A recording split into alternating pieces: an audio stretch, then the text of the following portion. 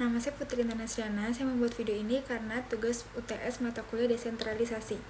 Baik, di sini desentralisasi menjadi 3, yaitu desentralisasi administratif, desentralisasi fiskal, dan desentralisasi politik. Di sini saya akan menjelaskan desentralisasi administratif.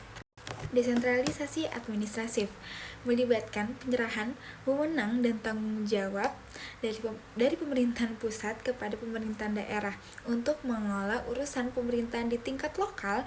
Model ini bertujuan untuk meningkatkan efektivitas pelayanan publik dengan memberikan kekuasaan kepada pemerintahan daerah untuk mengambil keputusan yang lebih responsif terhadap kebutuhan masyarakat. Misalnya, di Indonesia, pemerintahan daerah diberi kewenangan untuk mengelola layanan kesehatan dan pendidikan sehingga mereka dapat menyesuaikan program-program tersebut dengan kebutuhan spesifik masyarakat di wilayah mereka.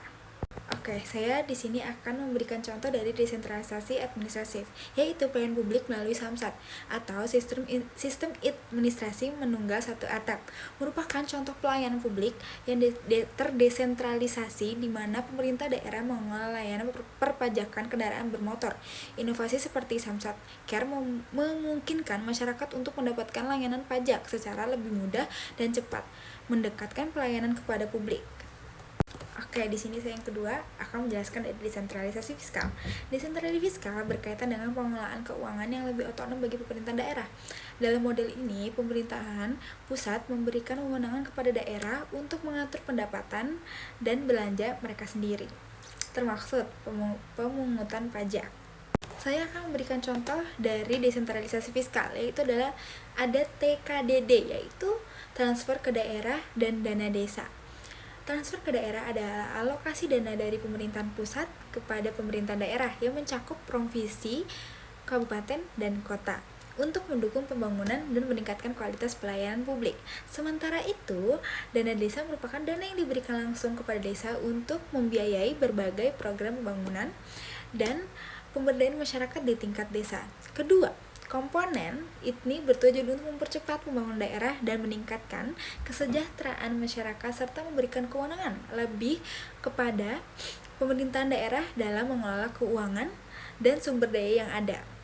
Terus, dengan adanya desentralisasi fiskal diharapkan daerah dapat lebih mandiri, dapat membiayai pembangunan dan lebih responsif terhadap kebutuhan masyarakat.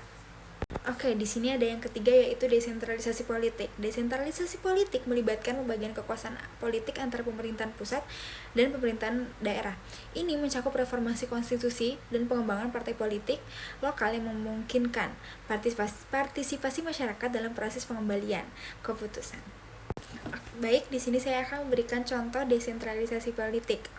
Di Indonesia dapat dilihat melalui pelaksanaan pilkada atau pemilihan kepala daerah secara langsung.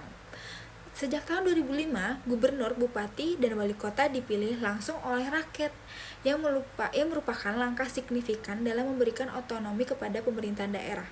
Hal ini memungkinkan masyarakat untuk terlibat langsung dalam proses demokrasi dan pengembalian keputusan yang mempengaruhi kehidupan mereka. Selain itu, desentralisasi politik juga mencakup penyerahan tugas dan wewenang dari pemerintahan pusat kepada pemerintah daerah, sehingga pemerintahan daerah dapat mengelola urusan lokal dengan lebih efisien dan sesuai dengan kebutuhan masyarakat setempat. Dengan demikian, desentralisasi politik tidak hanya memperkuat partisipasi publik tetapi juga meningkatkan akuntabilitas dan responsivitas pemerintahan lokal terhadap aspirasi masyarakat. Terima kasih.